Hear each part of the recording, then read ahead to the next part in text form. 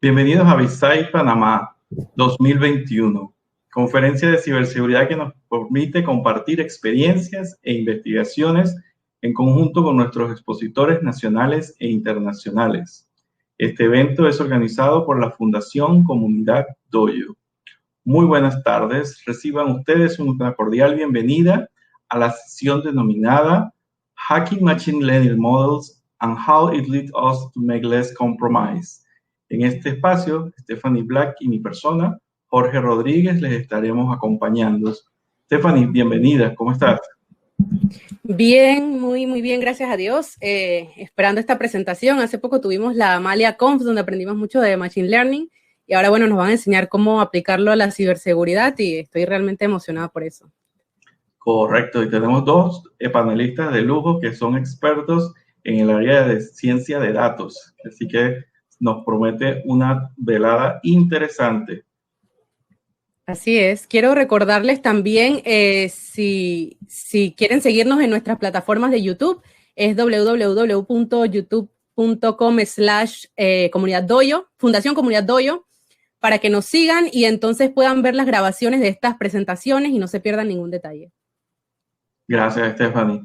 Agradecemos a nuestros benefactores de la comunidad Doyo y patrocinadores Oro y Bronce por su apoyo. Gracias a ustedes, BISAI Panamá 2021 es una realidad.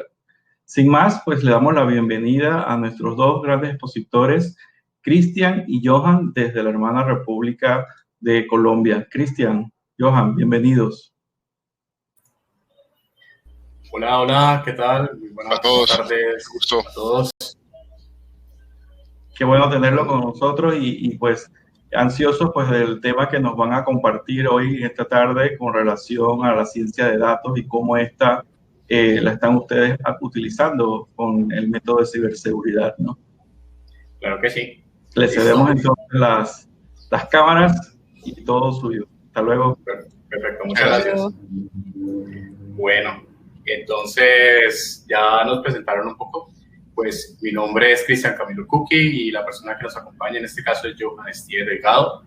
La idea es contarles un poco, como les han ya comentado, un poco sobre el tema de cómo la ciencia de datos, por lo que también se abstrae el tema de Machine Learning o de inteligencia artificial, se puede aplicar a temas de ciberseguridad y viceversa. Yo soy Cybersecurity Data Scientist, con experiencia también en la Academia de la Industria, investigador. Johan, que también nos acompaña, también es investigador y también especialista en todo lo que es cloud computing.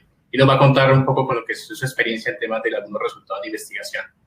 Entonces, para arrancar, a mí me gusta mucho arrancar un poco contextualizando, en el sentido de que abarcando lo que es la inteligencia artificial, que básicamente diría que la inteligencia artificial es algo del día a día, porque es algo que nosotros, ya es algo que muchos años teóricamente se planteó, pero que debido a que hoy contamos con las capacidades computacionales, los datos y entre muchos otros tipos de cosas, pues ya ese tema de innovación ya lo vemos el día a día. Como por ejemplo, cuando ustedes interactúan con sistemas informáticos como los que tenemos en Spotify, Amazon, Netflix, entre otros, pues por detrás existe un sistemas de recomendación que también aplican temas de inteligencia artificial y de datos, para en este caso suplir temas, en este caso necesidades de negocio.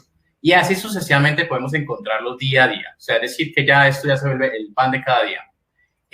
Por otra parte, es muy importante mencionar que podemos ver la otra cara, que es como, por ejemplo, es que ya la gente empieza a pensar, o ha pensado desde hace muchos años, el tema, por ejemplo, de ciencia ficción, que los robots que van a quitar de empleo, que cómo los datos se utilizan para temas de fines políticos, y cómo los robots, por ejemplo, en este caso pueden ganarles a especialistas en algunos tipos de deporte y así mucho otro tipo de cosas más. Es decir, que ya tenemos las dos caras que, pues, digamos, ya son el pan de cada día.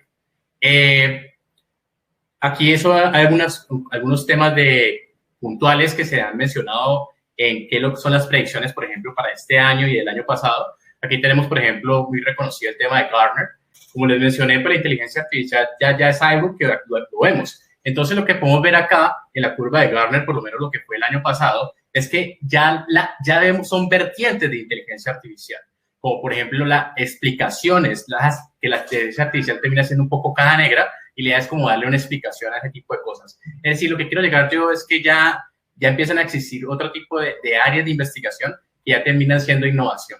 Entonces, aquí les traigo pues algunas de las predicciones que tenemos para este año, pues que también nos da no solamente Gartner, sino que nos da también la IEEE Computer Society, y que son muy interesantes que tenemos que ver. Pero aquí lo más interesante, diría yo, es cómo se relaciona también la ciberseguridad con el tema de la inteligencia artificial. Entonces, aquí esta slide que tenemos acá, simplemente quisiera como que lo tuviéramos en cuenta, es cómo se han desarrollado los sistemas informáticos de ciberdefensa durante los últimos años. Yo quisiera aquí hacer un énfasis, es que los sistemas informáticos de ciberdefensa funcionan y han funcionado muy bien. Yo quiero destacar que funcionan y funcionan perfectamente. Y estos se basan básicamente en sistemas de desarrollo basados en firmas, otros que se desarrollan basados en anomalías. Y si lo vemos desde el contexto, como vemos acá en esta gráfica en la parte inferior izquierda, es básicamente el contexto de la analítica de datos que se basa en el pasado para desarrollar cosas del presente. Es como, por ejemplo, si lo relacionamos con el tema del COVID. Entonces, primero se tiene que hacer un respectivo estudio y después se desarrollan las vacunas. Y si lo vemos desde la perspectiva de ciberseguridad, pues se tiene que hallar la ciberamenaza, llevar una firma y una base de datos o un sistema informático de ciberdefensa y se lanza a producción. Esos sistemas pues funcionan y funcionan perfectamente como menciono. Pero sin embargo, pues desde el año 2006, diría un poquito más para atrás, se empezó a contextualizar que el tema de aprendizaje de máquina o machine learning era un camino prometedor que podría en este caso reducir los tiempos a nivel de esfuerzo humano que requería esa detección de nuevas amenazas cibernéticas, que eso es lo más complejo que existe acá. Entonces, eso fue hace algunos años, pero lo que podemos ver aquí es que la inteligencia artificial en temas de ciberseguridad ya es algo del pan de cada día y es más como podemos ver lo que se proyecta, por lo menos a nivel de desarrollos, por lo menos en el market que vemos acá en la parte inferior derecha, durante los próximos años, eso va a ser muy impactante. Ya lo vamos a ver en el transcurso de la presentación. Es más, en lo que ven acá, en el gráfico que tenemos acá abajo, que tenemos acá abajito, vemos que como la inteligencia artificial ya se empiezan a aplicar en distintos tipos de productos, como por ejemplo para hacer detecciones de anomalías, de temas de análisis de seguridad en IoT y así sucesivamente. Pero si yo soy un poco franco, diría que a veces el tema de inteligencia artificial termina también siendo un poco de mercadeo, que también en muchos a veces ni siquiera dicen, o sea, como que lo toman como un concepto también de ventas, pero que a veces solamente que piensan que es como un conectar a una solución para dar una salida, pero eso no es así. Ya vamos a ver el por qué. Y es precisamente que necesitamos un background que nos permita entender cómo aplicar estos modelos basados en matemáticas y datos para dar una solución aproximada a un problema complejo, que en este hablamos de ciberseguridad. Entonces, ¿qué tipo de aplicaciones se han desarrollado? Podemos encontrar que básicamente tenemos aplicaciones de inteligencia artificial o ciencia de datos para hacer detección, para hacer más trabajos de monitoreo, para hacer predicciones. Ya vemos en la parte de aquí, en la figura inferior derecha que vemos acá, ya vemos que ya empezamos a ver ya empezamos a ver la otra vertiente de la analítica, que es que ya en vez de ver el pasado, empezamos a ver más el futuro, hacemos predicciones de qué posiblemente cosas puedan suceder o qué cosas están pasando, en este caso, basándonos en el pasado, que eso es lo que se llama análisis predictivos y prescriptivos. Entonces, podemos con eso tomar decisiones, en este caso para temas de detección, para dar una respuesta y también para prevenir. Y podemos encontrar muchos tipos de soluciones a nivel de ciberseguridad, como por ejemplo para mejorar los mecanismos de autenticación, como por ejemplo el tema de sistemas de reconocimiento de rostros, por ejemplo. Por debajo hay una inteligencia artificial que permite hacer ese tipo de tareas. Prevención de phishing. Por ejemplo, lo que se utilizan es para temas de procesamiento de lenguaje natural, que básicamente hacemos análisis del texto y podemos hacer ese tipo de cosas. Y así muchas otras tipos de cosas más. Entonces, lo que básicamente tenemos acá, como menciona uno de los grandes reconocidos en Machine Learning, Andrew Ng, es muy difícil pensar en una industria que no haya sido transformada por el uso de la inteligencia artificial. Entonces, básicamente, como les mencionaba, la inteligencia artificial es un concepto grande en el cual se derivan subáreas que son bioinspiradas. Entonces, por ejemplo, de cómo en este caso nosotros o los entes vivos aprenden, cómo, por ejemplo, podemos reconocer objetos a través de la vista, cómo podemos en este caso tomar decisiones o cómo en este caso así sucesivamente.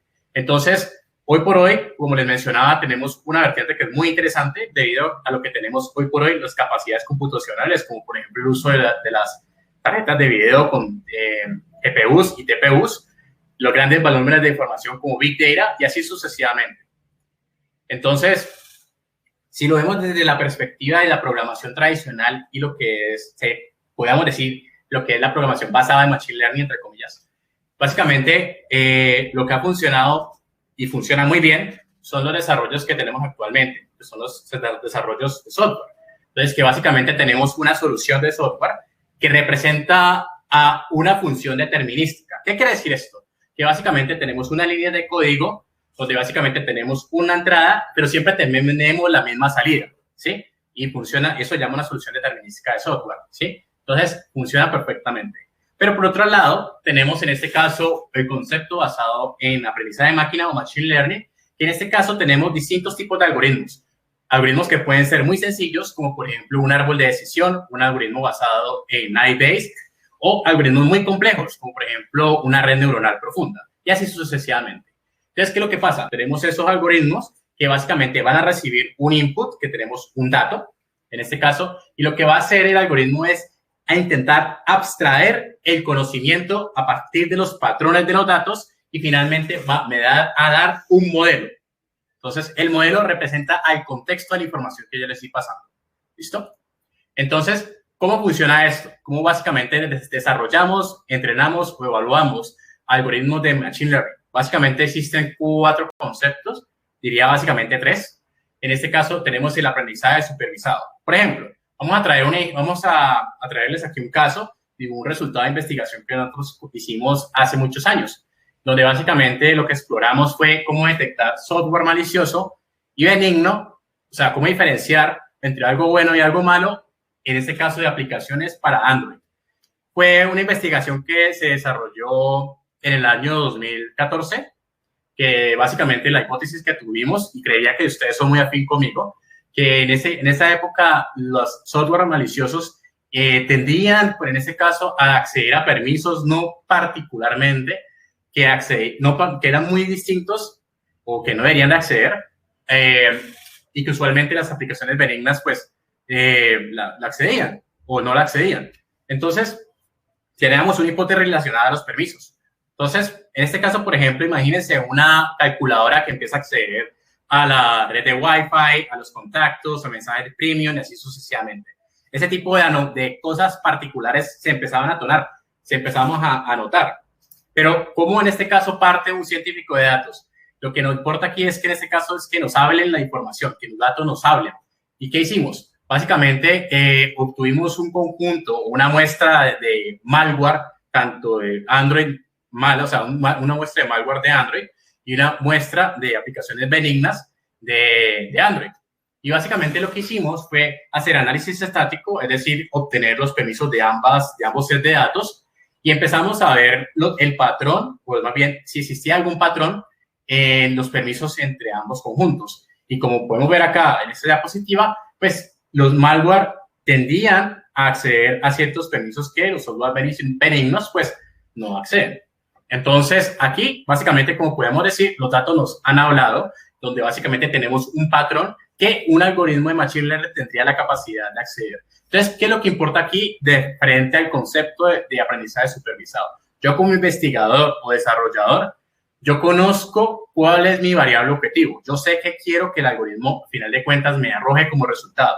En este caso, yo sé como investigador o científico o programador que, en este caso, qué es bueno y qué es malo.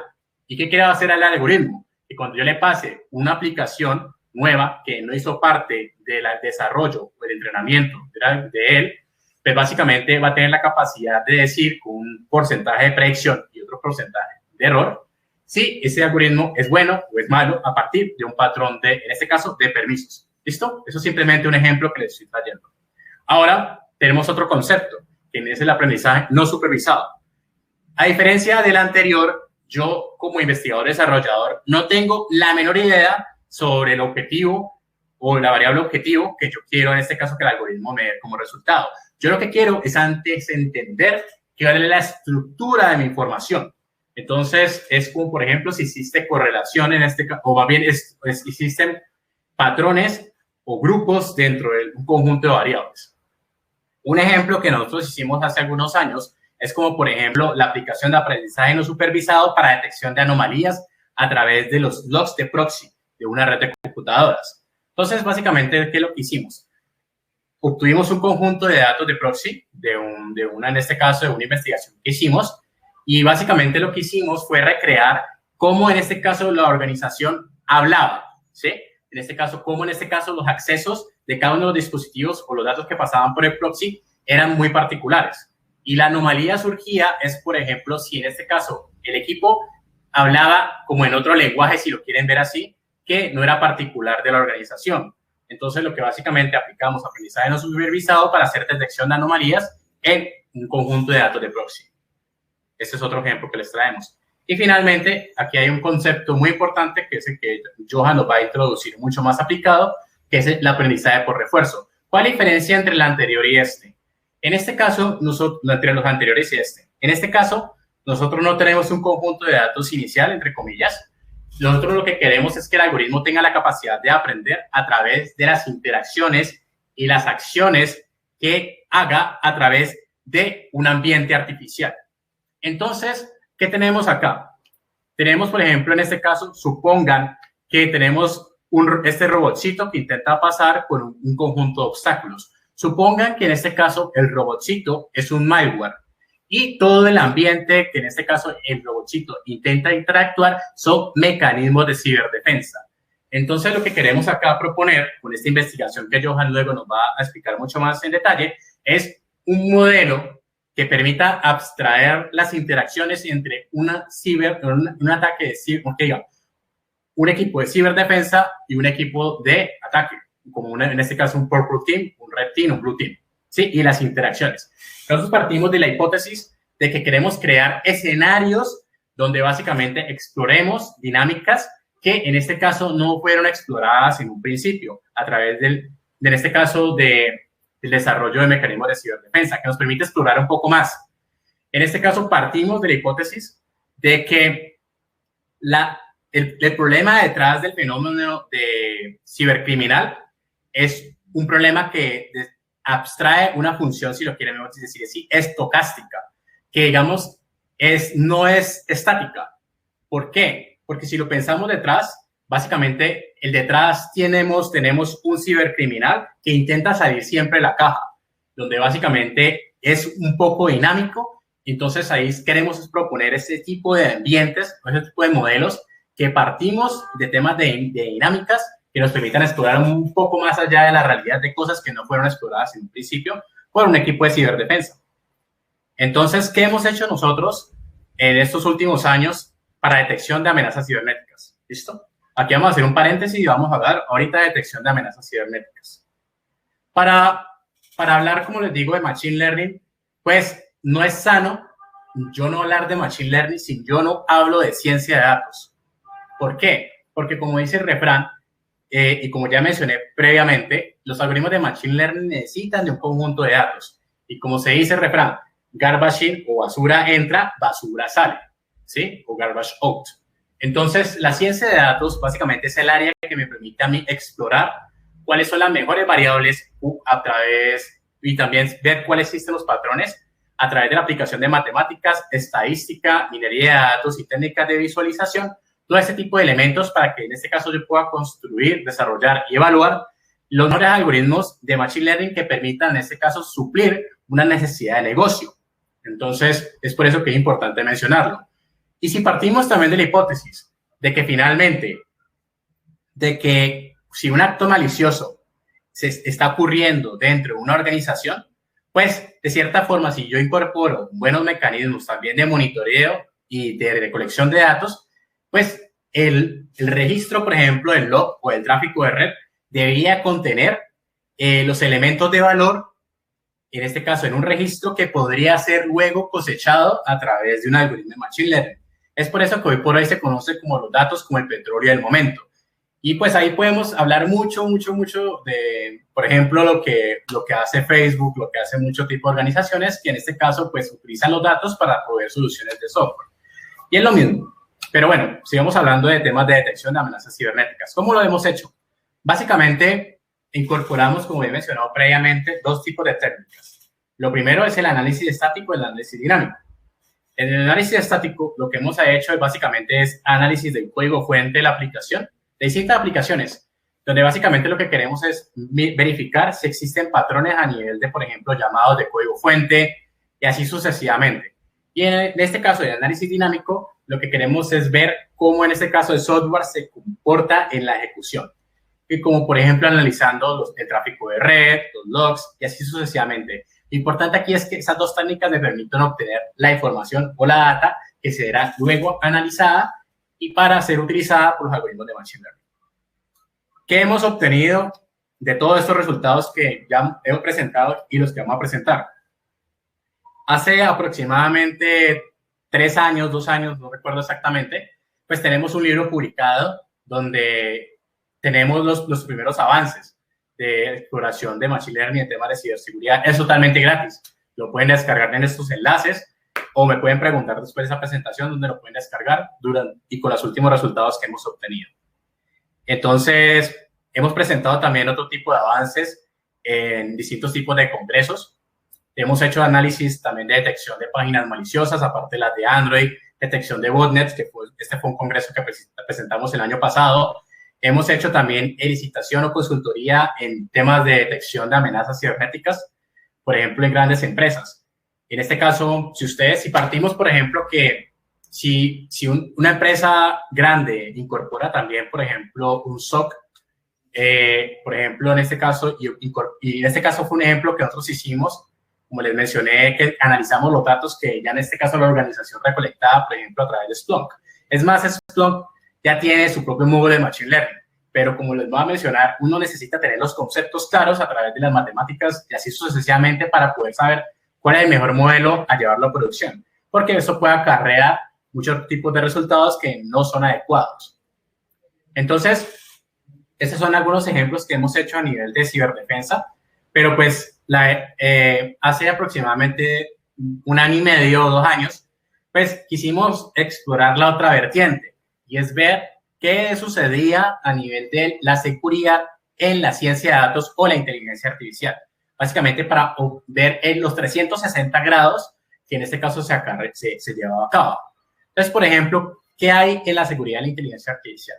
Primero, pues arrancamos por los conceptos básicos, como por ejemplo las metodologías. Y pues básicamente una de las cosas que encontramos es que las metodologías, por ejemplo, que se conocen muy particularmente, que son CRISDM y ASUM, que son metodologías de minería de datos, aunque sí hablan, por ejemplo, de la privacidad, de la anonimidad de la información, no son muy rigurosos cuando estos modelos que finalmente son software necesitan de los mecanismos que sean robustos frente a agentes maliciosos. Entonces, aquí empezamos a encontrar que hacía falta algo todavía por aclarar y formalizar. Empezamos a encontrar otro tipo de vertientes que son muy interesantes, que creía que ustedes ya habían escuchado, como por ejemplo el tema de deepfakes, que es básicamente el uso de la inteligencia artificial para generar contenido que no es verdadero. Entonces, por ejemplo, que se utiliza el tema de generar rostros artificiales como para hacer ingeniería social, o se utiliza una máquina para generar texto que no es verdadero.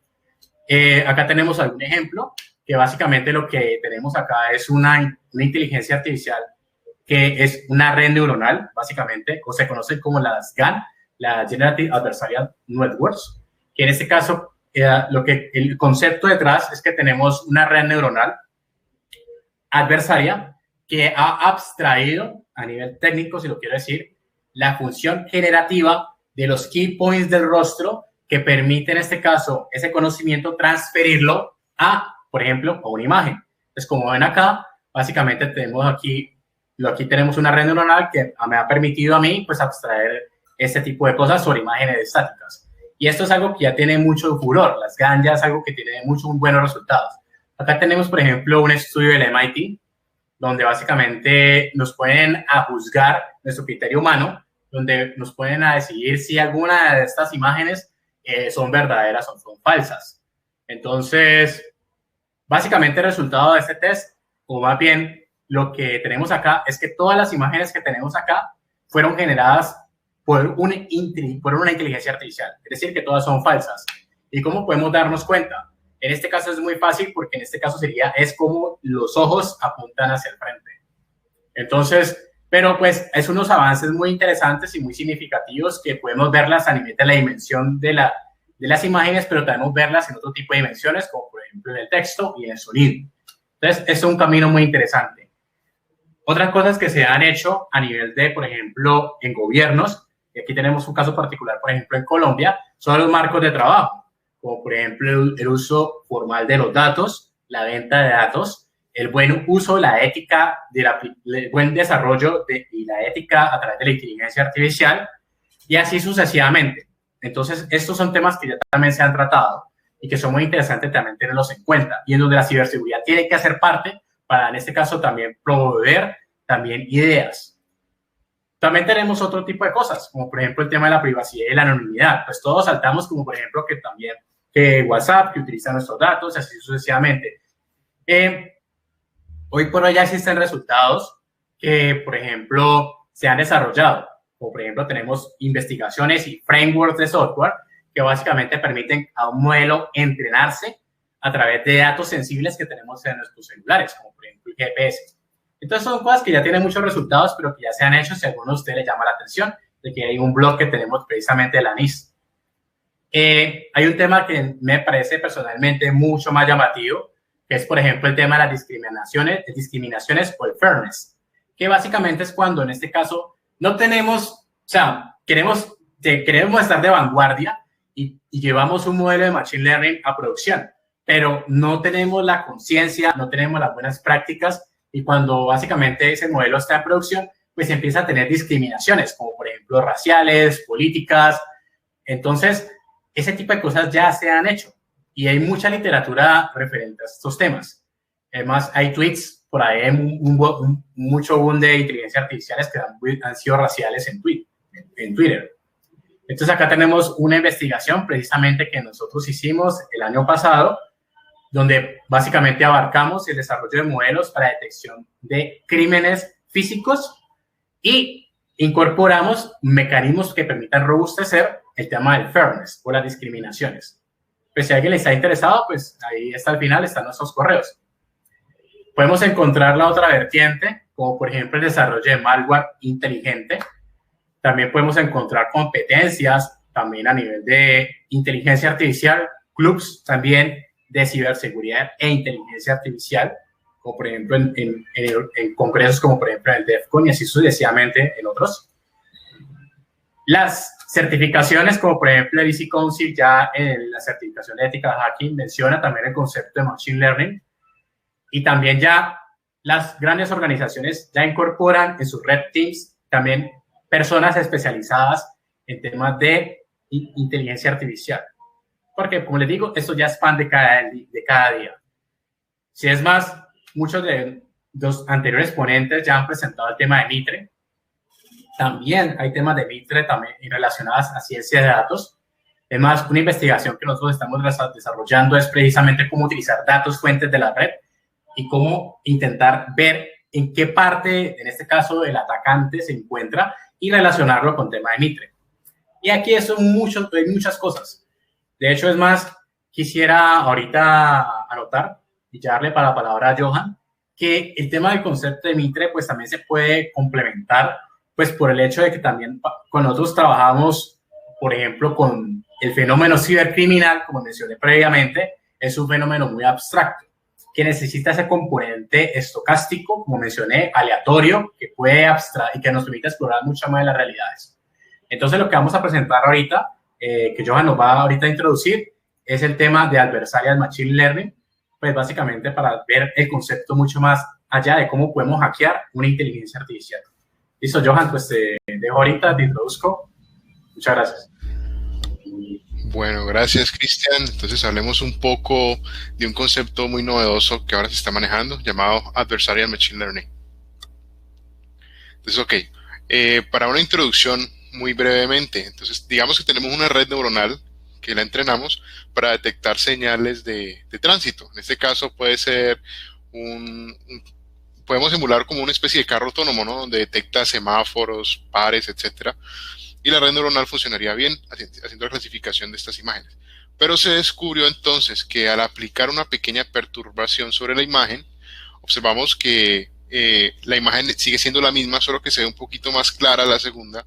Observamos que en este caso ya no es reconocido un stop, sino ya es reconocido como un yield. Entonces, no obstante, el siguiente ejemplo, aquí en el anterior era más bien como un filtering de las imágenes, pero ahora en este ejemplo es mucho más interesante porque se puede evidenciar en el mundo físico. O sea, acá observamos en la parte derecha una persona que le pone unos stickers a este stop, y que los stickers simulan como una especie de graffiti. Entonces observamos que ya no el carro que tiene la cámara pues con la red neuronal entrenada ya no detecta un signo de pares, sino un speed limit. Entonces esto es muy complejo porque en este caso esta vulnerabilidad que expone este modelo pues es bastante complejo, porque ahora que estamos en un mundo que está avanzando muy rápidamente, ya vemos los Teslas que se manejan solos y todo, a carros autónomos. Entonces tener, digamos, esta vulnerabilidad expuesta, que pronto un cibercriminal coloque estos stickers y pueda generar un accidente o algo, pues es mucho más tremendo. Entonces veamos otro ejemplo más cotidiano para que veamos cómo esto funciona. En este caso, cada vez que vemos correos en nuestro mensaje, en nuestro buzón de spam, detrás de todo eso, si alguna vez se lo han preguntado, es un algoritmo de Machine Learning muy sencillo, es un algoritmo lineal. Podemos observar en este caso que tenemos dos vectores, un vector que funciona como un diccionario, donde tenemos unas palabras, y el otro vector donde tenemos unos pesos a esas palabras. Entonces, lo que hace el sistema es, en este caso, leer las palabras, y donde en el diccionario se encuentre esa palabra, se le coloca un 1, y si no se encuentra, se le pone un 0. Luego se hace un producto punto entre esos dos vectores y encontramos de que ciertas palabras tienen un mayor peso que otras. Entonces, al final nos dan un threshold, y si este threshold se supera, entonces decimos que es spam, y si no, pues que es un correo normal. En este caso también se pueden engañar esos clasificadores, porque lo que podríamos hacer en este caso es que las palabras start y bang, que vemos que tienen un puntaje, en este caso, donde muestra que podría ser un spam, podemos reemplazar las letras por números. Y pues nosotros los seres humanos seguimos leyendo que dice start y bang, pero la máquina no detecta esta palabra, entonces lo marca como un 0. Además de eso, se le pueden inyectar nuevas palabras benignas, como por ejemplo que es campus, etcétera.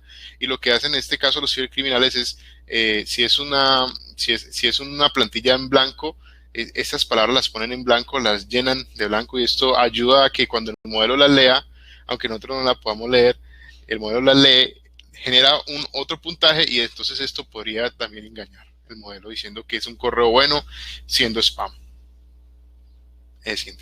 Bueno, y este otro ejemplo que vemos acá es muy interesante porque pues yo creo que alguna vez en nuestra vida hemos interactuado con nuestros asistentes virtuales, Siri, Alexa, etcétera. Y entonces en este caso observamos que una onda de audio, que puede ser, digamos, una voz que diga ok Siri, o hey Alexa, etcétera.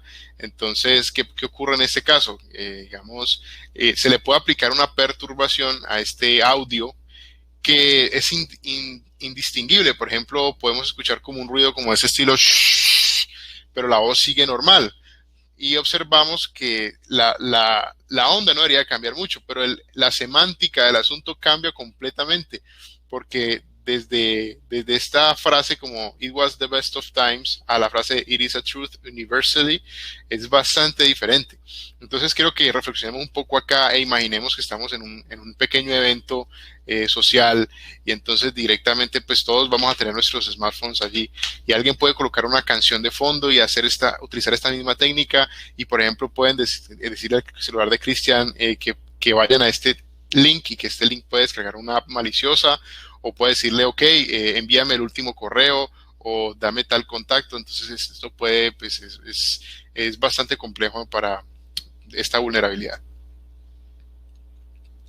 Ok, bueno, entonces ahora formalicemos un poco más el concepto. Entonces, ¿qué es Adversarial Machine Learning?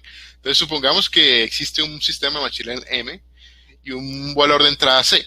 Entonces, si nosotros lo tratamos como una función, encontramos que incluir el valor C en el Machine Learning M nos va a dar un label en el caso del aprendizaje supervisado que es true, why true, ¿cierto? Entonces, ¿qué consiste en Machine Learning? Entonces, consiste en construir un valor de entrada A que es perceptualmente indistinguible de C y que M de A es distinto de why true. Entonces, lo que podemos evidenciar anteriormente con la imagen del carro, la imagen del signo de stop, de que es muy parecida. O sea, si la tomamos las dos imágenes y las vemos, son muy parecidas porque sigue siendo el mismo signo de stop, solo que en la derecha pues se ve un poquitico más claro que el otro. Por eso acá hablamos de que es perceptualmente indistinguible, y entonces al conectarlo o al decirle al modelo de Machine Learning clasifique, nos va a decir que va a haber una mala clasificación. Entonces, estas entradas maliciosas son diseñadas para engañar a los modelos de Machine Learning. Ok, entonces hablemos un poco de estos tipos de ataque. Ok, bueno, básicamente los tipos de ataque dependen de tres factores.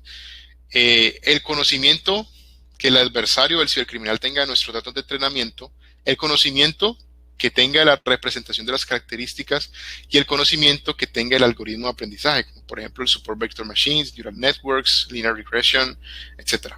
Entonces decimos que es un ataque white box cuando el cibercriminal conoce los tres. Ese es el peor de los casos, pues, que, como mejor dicho, tiene acceso a todo. Hablamos de un ataque gray box cuando conoce al menos dos. Entonces, digamos, puede que él conozca los datos de entrenamiento y el algoritmo, pero no conozca las características, o puede que conozca las características y el algoritmo, pero no conozca los datos de entrenamiento. Entonces ahí sería como un nivel medio. Y ya un black box que no conoce nada, que el cibercriminal no conoce absolutamente nada, ni los datos de entrenamiento, ni la representación de las características, ni el algoritmo de aprendizaje.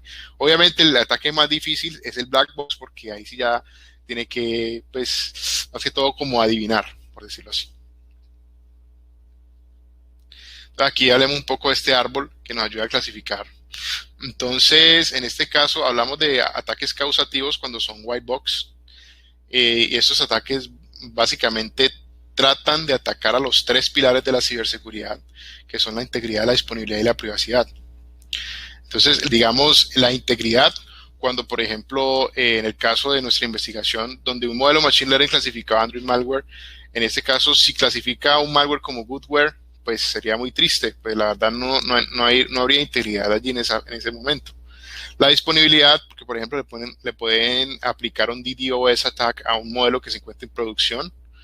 Y la privacidad, cuando por ejemplo en el caso de ciertos modelos de Deep Learning, por ejemplo, que pueda detectar nuestro rostro, a veces hacerle polls o queries a estos modelos pueden revelar cierta información biométrica de nosotros. Entonces esto es bastante complejo. Dentro de lo que es los ataques digamos, exploratorios, ya esto concierne más a lo que es black box y, digamos, es más difícil porque como se tiene conocimiento de estos tres factores que mencioné anteriormente, entonces pues ya toca como adivinar, como hacer un testeo, ensayo y error. Entonces ahorita enfoquémonos básicamente en los de white box, que son como los más interesantes.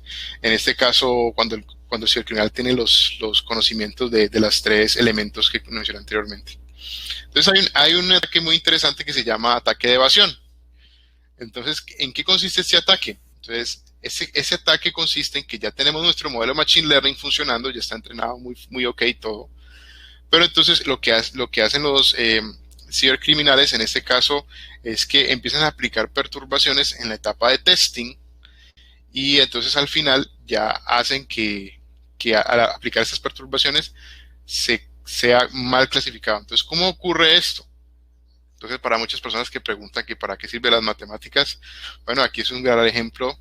Hay un algoritmo que se llama de gradient descent, que lo que hace este algoritmo básicamente es hacer una optimización. Esto es un problema de optimización de puro cálculo, es muy interesante, y lo que hace es que hace una minimización de esta función g, que es la función que realizaría la clasificación y que está sujeta a ciertos constraints, como por ejemplo la diferencia entre las dos posiciones de la variable x. En este caso tiene un constraint de que llamado epsilon. Este epsilon lo vemos en un dominio de este cuadrito, en donde la variable se puede mover dentro de este dominio. Entonces, podemos hacer en este caso una optimización, una minimización de esta optimización con gradient descent, hasta que moviéndolo en este dominio, ya la X o el elemento que necesitamos clasificar ya entonces pase directamente a ser de otra clase. O sea, digamos, originalmente la X es roja, pero al aplicar este algoritmo, pues ya pasa a ser azul. Entonces aquí ya podemos empezar a engañar a este modelo, pues cambiando, digamos, cuando hablo perturbaciones, hablo de que se están cambiando en este caso los parámetros de las columnas, digamos, de un dataset o de un elemento, de un registro. Otro ataque muy interesante también es el ataque de envenenamiento. Este ataque pues, es un poco más elaborado porque en este caso el adversario tiene un acceso pues, ya a nuestro dataset de entrenamiento. Entonces ya podría ser como una especie de película, pues aquí como que, bueno, se meten a mi computador y aquí tengo el dataset con el que entrené cierto modelo. Entonces lo que consiste este ataque es que, bueno, la persona o el cibercriminal entra a mi computador o donde tenga mi dataset e inyectan nuevos datos. Entonces, esta inyección de datos que utiliza esa persona, lo que ocurre es que estos datos están sesgados, ¿cierto? Estos datos tienen ciertos trucos allí pues, a nivel de distribución. Entonces, lo que ocurre es que, por ejemplo, ignoremos por un segundo el punto rojo y solo enfoquémonos en los puntos naranja y los puntos verdes. Entonces, supongamos que tenemos un modelo que clasifica entre manzanas y peras, digamos que las manzanas sean verdes y las peras naranjas, ¿no? Un ejemplo, pues. Entonces trazamos una línea, una frontera de decisión para poder determinar la diferencia. Pero cuando este cibercriminal inyecta nuevos datos, por ejemplo, en este caso el punto rojo, que sería el dato sesgado, hace que cuando volvamos a entrenar nuestro modelo se sesgue y entonces ya nuestra frontera de decisión haya un corrimiento hacia la derecha. Entonces puede que antes ustedes ven que estaba como esta forma, ahora está así. Entonces al hacer eso, pues en este caso hay un gap, una brecha. Entonces ya la persona que hizo esa inyección ya sabe la vulnerabilidad. Entonces la próxima vez que ya el modelo esté en producción, entonces pueden en este caso aprovecharse de esto y hacer que falle la clasificación o lo haga de forma errónea. Entonces, ok, bueno, todos ustedes pueden decir, interesante, no sabía que era eso, wow. Entonces, pero ¿por qué pasa eso? ¿Por qué Machine Learning es vulnerable? ¿Eso por qué? ¿Ok? Entonces, bueno, expliquemos un poco. Esto es muy, muy interesante porque habla mucho de sus fundamentos matemáticos y estadísticos que trae. Y es que, básicamente, el diseño de esta mayoría de algoritmos de Machine Learning tiene un supuesto, y ese supuesto es que el conjunto de entrenamiento y el conjunto de evaluación son muestreados de la misma distribución de probabilidad. Y eso se le conoce como IDD en inglés, Independent and Identically Distributed Variables. Básicamente, hablando en ecuaciones, es que tenemos dos eventos que son estadísticamente independientes y demostramos su independencia estadística. En forma coloquial, en un evento trivial de la vida diaria, podemos observar como cuando tiramos una moneda. Yo tiro una moneda en este instante, calculo la probabilidad de que te caiga en cara o sello, y si tiro otra moneda, también calculo esa probabilidad, pero entonces aquí ya el hecho de que caiga sello en la segunda moneda no tiene nada que ver con que haya caído cara en la anterior. Entonces vemos la independencia estadística aquí. Básicamente, al final, es que el Machine Learning se basa en el pasado para predecir el futuro. Encuentra patrones en el pasado, en los datos históricos para predecir el futuro. Pero los cibercriminales se aprovechan de esta idea y empiezan a cambiar esos patrones por debajo para que el modelo de Machine Learning se confunda y entonces no pueda hacer bien las predicciones. Ahí observamos cómo lo atacan. Entonces, ok, bueno, ustedes dirán, ok, listo, está bien, pero entonces, ¿qué podemos hacer para evitar esto? Entonces, como lo nombraba el profe Cristian anteriormente, pues no se puede lograr una 100% de seguridad. Pues esto sería imposible, pero sí podemos tener técnicas para que sean un poco más robustos estos modelos. Entonces, hablemos algo de llamado aprendizaje seguro. Entonces, y esto ocurre es cuando un modelo Machine Learning tiene un buen desempeño, o sea, una defensa ante un ataque adversario. Entonces, por ejemplo, observamos nuestro modelo súper robusto y un ataque adversario y no le pasa nada. Es más fuerte. Entonces, ¿cómo logramos esto? Básicamente nos basamos en una metodología propuesta por el profesor Battista Villo, Fabio Rolli, la Universidad de Cagliari en Italia, que son unos pioneros en este tema y es muy interesante la metodología que proponen, que básicamente se conecta con lo que el profe Cristian decía anteriormente, es que debemos pensar como nuestro adversario, ¿ok? Entonces yo digo, si yo fuera un cibercriminal, ¿qué haría para atacar a mi modelo? Entonces empezamos a modelar al adversario. Ok, listo. Simulamos un ataque, nos atacamos a nosotros mismos. Miramos qué tan fuerte fue ese ataque o qué tanto nos afectó ese ataque. Y entonces desarrollamos countermeasures o contramedidas sobre este ataque y así podemos mejorar. Siguiente. Entonces, demos un ejemplo. En el año 2018 expusimos un paper llamado Features to Detect Under Malware junto al profesor Cristian Olkuki y otros compañeros en Medellín, Colombia. Básicamente el paper trataba de que teníamos un dataset con 10 variables de tráfico de red, teníamos 7.832 datos, 4.699 de tipo benigno y 3.141 de tipo malicioso. Siguiente. Entonces, al entrenar estos modelos nos dimos cuenta que el mejor modelo era un Random Forest con un kappa de 0.75 con una accuracy de 0.88. Es un excelente modelo, como pueden ver. Y notamos algo muy interesante en los datos y es que el envío de paquetes TCP en las aplicaciones maliciosas no era muy elevado y pues en las benignas presentó un promedio de 197 paquetes y en las maliciosas con 72. Entonces, es muy, muy interesante aquí eso. Entonces, ¿qué hicimos? Tomamos ese modelo que ya estaba entrenado y lo mejoramos. Utilizamos un poquito de Hyperparameter Tuning, nada súper pesado ni nada, es un jueguito allí con Hyperparameter Tuning y encontramos de que pudimos mejorar, en este caso, el accuracy del kappa, el accuracy del 0.91 y el kappa 0.82. Entonces, ok, dijimos, listo, ya tenemos un mejor modelo un poquitico más fuerte, entonces intentemos hackearlo para ver cómo podemos hacer que sea menos vulnerable. Entonces queremos que tenga un aprendizaje seguro. Entonces, ¿qué vamos a hacer? Entonces, aquí conectamos lo que decía el profesor Cristian anteriormente y era que, bueno, vamos a utilizar lo que llaman Reinforcement Learning y es muy interesante porque ahorita vemos la ciberseguridad como una especie de juego. Entonces, lo vemos como un juego porque tenemos nuestro modelo, que sería la defensa, que trataría de defenderse de un algoritmo, el algoritmo de Reinforcement Learning que estaría atacándolo. Entonces, estarían allí, en este caso, peleando pues para ver quién gana. Entonces, ¿cómo procedimos? Ok.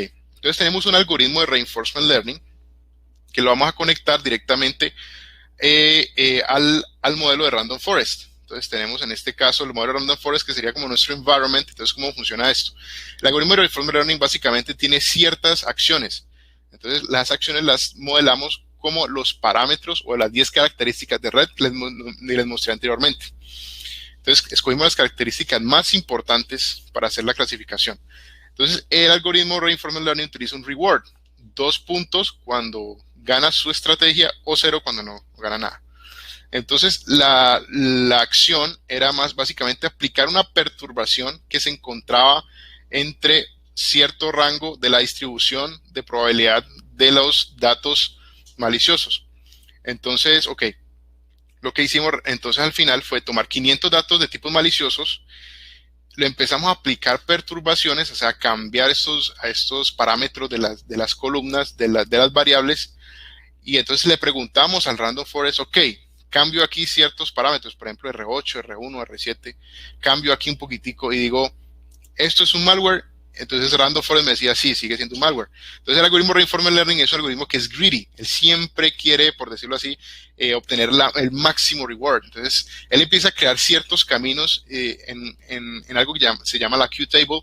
Entonces es muy iterativo. Empiezas a iterar muchas veces hasta que por fin encuentra ciertas combinaciones de estas variables de que permite que en este caso ya al final diga, ok, Random Forest, esto es un dato malicioso, y dice, no, es un dato benigno. Entonces, pum, la logramos engañar. Entonces, en la Q-Table encontramos cierta estructura que él está armando para poder realizar esto con menos pasos. Entonces, ya después de que encuentra esas ciertas combinaciones, ya empieza a aplicarlas a las demás. Entonces, ya esos 500 datos maliciosos, después de haber realizado perturbaciones sobre ellos, ahora encontramos de que esos 500 datos que son maliciosos, ahora el algoritmo los reconoce como si fueran benignos. Entonces, ya ahí pudimos entonces hackear nuestro gran modelo de Machine Learning. Ok, ahora ¿qué hacemos?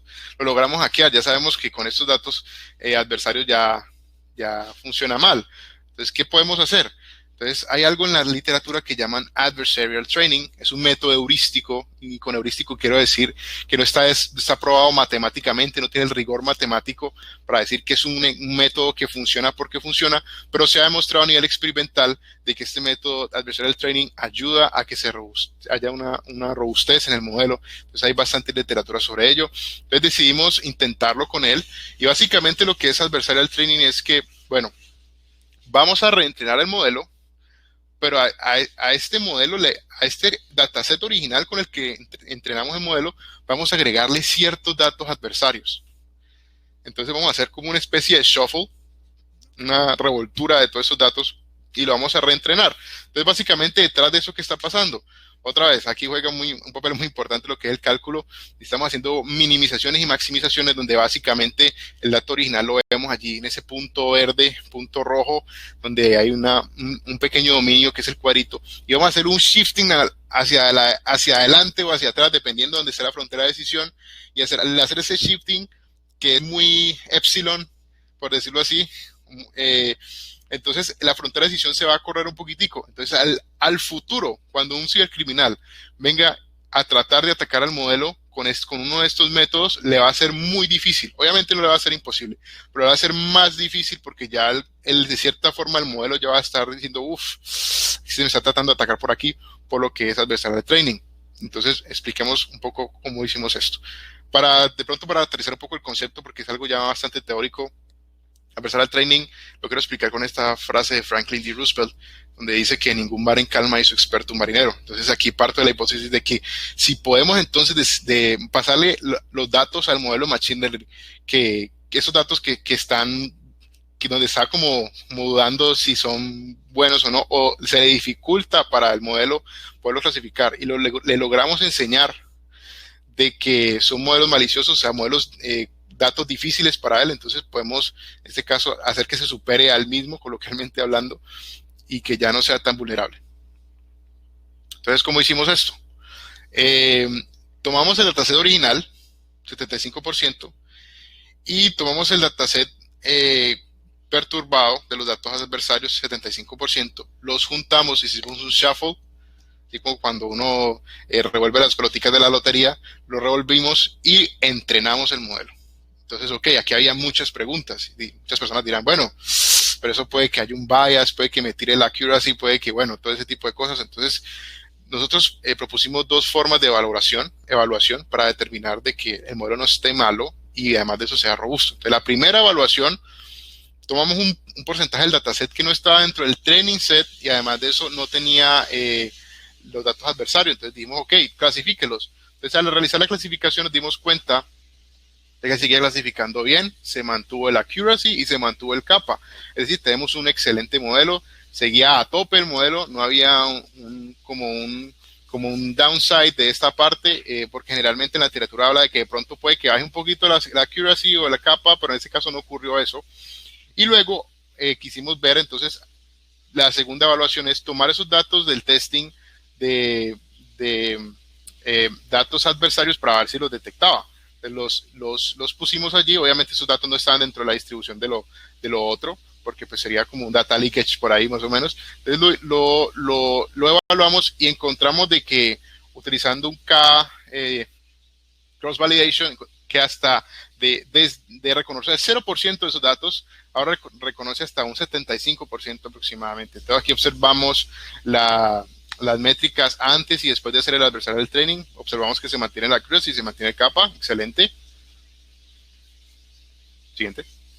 Entonces, hablemos un poco ya de las conclusiones para ir cerrando este tema. Entonces, recomendaciones de Secure Learning.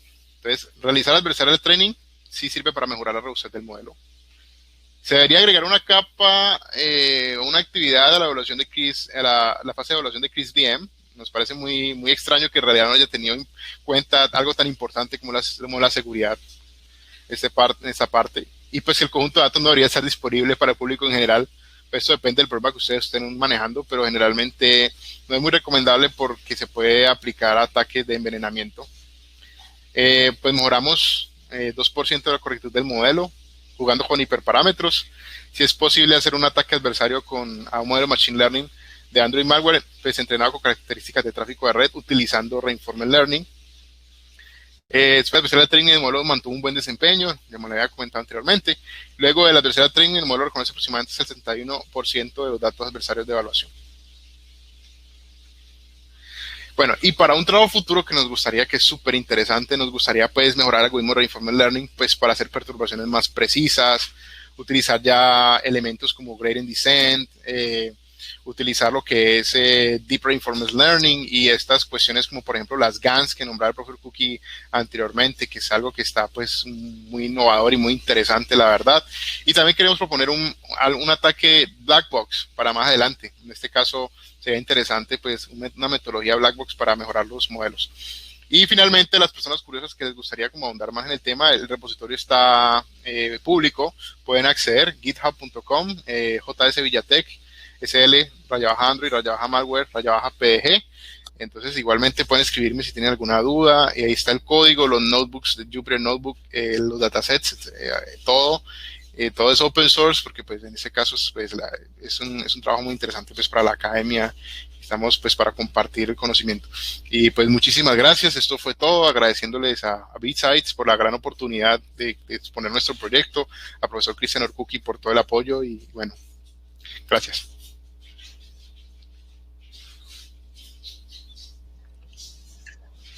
Excelente, gracias Johan, Cristian, ha sido una tarde interesantísima con toda esta información que nos han compartido. Estamos justo a tiempo y bueno, y pudieron dar sus conclusiones, así que Cristian, no sé si quieras decir algunas palabras de cierre. Sí, claro, pues no oí las de inicio, pero como decía Johan, yo quisiera darle las gracias a todos, a ustedes, también particularmente a todo el comité organizador, a BitSights, a la comunidad Dojo, a todos los que hacen parte. Muchas gracias por organizar este tipo de eventos. La idea es seguir fomentando el aprendizaje, la distribución de conocimiento y damos la oportunidad de estar acá y Hack the Planet. Muchas gracias. Gracias a ustedes por compartir con nosotros, Stephanie. Sí, no, muchísimas gracias. Realmente estuvo muy interesante la presentación. También invitar a los que llegaron tarde que pueden ver los videos en el canal de YouTube de la comunidad Dojo, que es www.youtube.com/Fundación Comunidad Dojo, para que no se pierdan ningún detalle porque realmente estuvo muy buena. Muchas gracias. Hasta luego. Chao. Hasta luego. Gracias. Gracias.